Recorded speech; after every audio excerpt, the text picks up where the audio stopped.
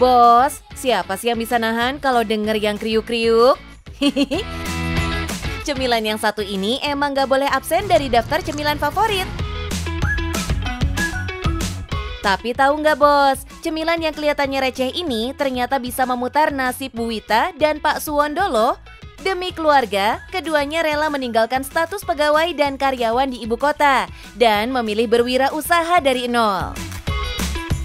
Kini produksi 1 kuintal tempe sagunya selalu ludes terjual setiap hari.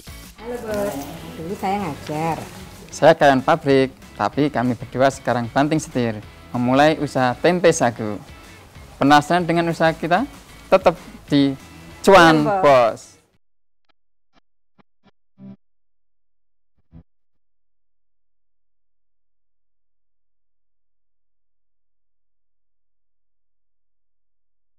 Wah, apaan tuh bos yang digantung-gantung? Kayak lontong, tapi bukan lontong. Sini, Mincuan kasih tahu bos. Ini adalah bungkusan bakal tempe yang sedang difermentasi. Setidaknya butuh waktu 3 hari sebelum akhirnya tempe ini diolah. Kalau biasanya tempe difermentasi dan dibungkus berbentuk pipih, tempe sagu ini dibungkus menyerupai lontong bos. Setiap bungkusnya berisi adonan kedelai, tepung sagu dan ragi. Kedelainya menggunakan kedelai impor yang ukurannya gede-gede loh. Uniknya nih bos, Pak Suwondo menggunakan alat khusus untuk mengaduk adonan tempenya. Kalau bos kira ini mirip mesin molen pengaduk semen, ya nggak salah juga sih, karena memang idenya datang dari situ. Hihi. Inspirasi itu dari molen semen itu semen sama batu aja diaduk bisa jadi halus. Terus kita akhirnya mencoba tepung sama kedelai itu molen itu bisa nggak? Ternyata bisa, akhirnya kita custom mesin molen seperti itu. Dalam sehari, Pak Suwondo dan Ibu Wita bisa memproduksi minimal 100 kg tempe sagu untuk disuplai ke beberapa toko grosir. Meski terkesan cuma mengaduk bahan, ada perhitungan khusus nih bos. Pak Suwondo harus memperhitungkan jumlah ragi yang akan dicampurkan berdasarkan kondisi cuaca.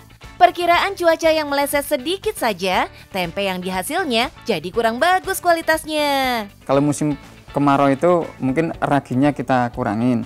Tapi waktu musim penghujan itu raginya itu nggak kita tambah. Biar nanti ketika tempe itu jadi itu nggak terlalu banyak kepanasan itu lanas seperti itu. Tempe yang kualitasnya bagus bisa dilihat dari hasil potongannya bos. Meski diiris tipis, tapi kepingannya tetap utuh tidak bolong. Hal ini karena adonannya padat dan terfermentasi sempurna. Untuk alasan efisiensi dan efektivitas, Pak Suwondo juga menggunakan alat potongnya seperti ini bos. Nah bos, ini adalah mesin potong punya kita. Mesin potong ini punya banyak kelebihan bos. Mesin potong ini mempunyai 4 mata pisau, jadi akan lebih efektif lagi dalam proses pengirisannya. Dan hasilnya akan rata sama tipis seperti ini bos hasilnya bos. Proses pemberian bumbu dilakukan pada saat tempe digoreng bos. Uniknya, hasil akhir tempe keripik ini beda dengan tampilan tempe keripik pada umumnya. Meski sudah digoreng, warnanya tetap cerah sampai-sampai pernah dikira masih mentah. Waduh! Karena orang banyak yang belum tahu, kita bahkan masuk ke grosir pun sebenarnya waktu pertama itu ditolak.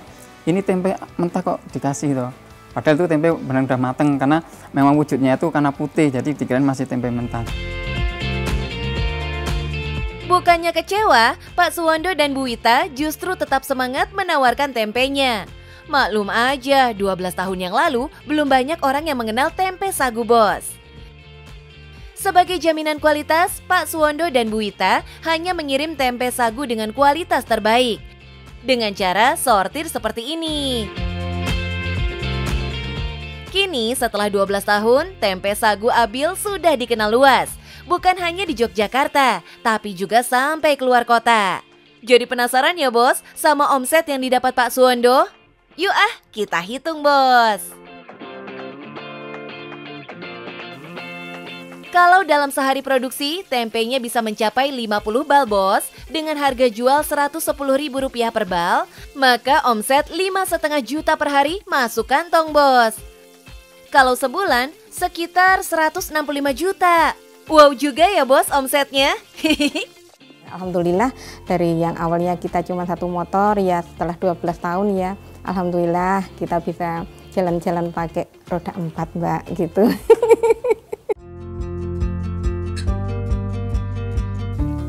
Kesuksesan yang diraih pasangan ini bukan tanpa ujian ya bos. Sebelumnya, Bu Wita merupakan seorang tenaga pengajar dan sang suami adalah karyawan swasta. Namun kesibukan keduanya membuat mereka kehilangan banyak waktu untuk sang anak. Akhirnya mereka memutuskan pulang kampung dan berwirausaha meski tanpa modal ilmu bisnis secuil pun. Di masa awal perjuangan memulai bisnis, banyak yang meragukan niat Bu Wita dan suaminya. Bahkan tak jarang omongan miring dan remeh pun sempat terdengar. Ada ya yang suara-suara miring lah gitu, Mbak, kalau cuman mau jual tempe Mbak ya nggak usah kuliah aja gitu kan. Kalau tahu-taunya cuman jual tempe gitu. Loh saya kan langsung dek. Terus saya bilang, loh kalau saya nggak kuliah, saya malah nggak bisa bikin tempe. Dengan niat dan keyakinan yang kuat, mereka pun akhirnya mampu melewati semua ujian. Malahan, jalan rejeki yang mereka tempuh sekarang terasa jauh lebih baik dari sebelumnya, bos. Ya kalau dulu awal-awal kita merintis juga cuman bisa 3 bal Mbak, 3 bal. Itu pun juga kadang jadi kadang enggak ya. Karena kita masih fresh belajar. Dan alhamdulillah sekarang sudah kita sama-sama belajar, akhirnya bisa membuat 50 bal per hari atau sekitar 100 kilo. Salut ya bos, segala halang rintang bisa terlewati karena saling dukung di antara keduanya. Boleh dong Bu Wita bagi sarannya untuk para calon bos yang baru merintis atau yang sedang terpuruk. Kalau saya hanya satu Mbak, yakin, itu aja. Kalau kita yakin melakukan sesuatu, itu insya Allah jalan tuh pasti ada. Ya, kalau modal ya sebenarnya modal tuh relatif Mbak. Kita mau kasih modal berapapun, tapi kalau kita nggak yakin dan tidak akan tidak yakin ini akan jalan, ya tetap nggak bakalan jalan. Ya itu satu. Yang kedua telaten, ya telaten. Karena yang namanya usaha itu nggak bisa instan. Sepakat ya bos. Intinya sih, kalau mau punya usaha, yakin aja dulu. Kalau udah mantap melangkah, cuan pun bakal datang berlimpah. Gimana bos? Sudah melihat perjalanan bisnis kami? Segala sesuatu jika dimulai dengan niat yang baik dan rasa yakin pasti akan menghasilkan cuan bos.